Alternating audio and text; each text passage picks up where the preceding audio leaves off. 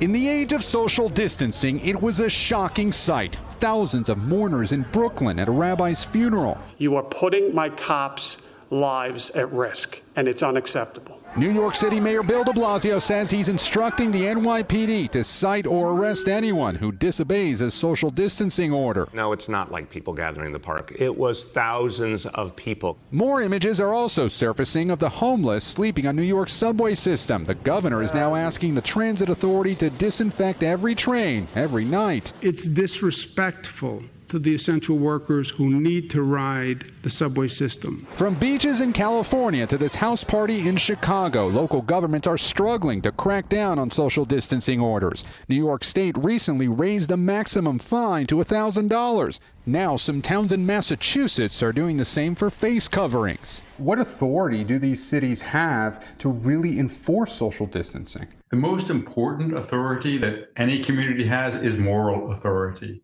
Understanding that by distancing, not only are you protecting yourself, but others also. In many metro areas, walking down the sidewalk, it's tough to stay 6 feet away from anyone. So New York City is planning to close off at least 40 miles of streets to vehicles and free up more space for pedestrians. The death toll here at the epicenter is still topping 300 every day. Zoe Mungeon was a beloved teacher in Brooklyn who died after a 6-week battle with COVID-19.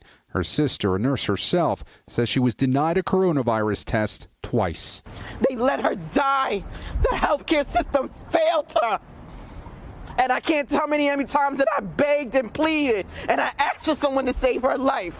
A system stretched to its limits. Earlier this week, ER doctor Lorna Breen took her own life. Her sister is now speaking to Savannah Guthrie in an exclusive interview to air tomorrow on Today. She had 12-hour shifts.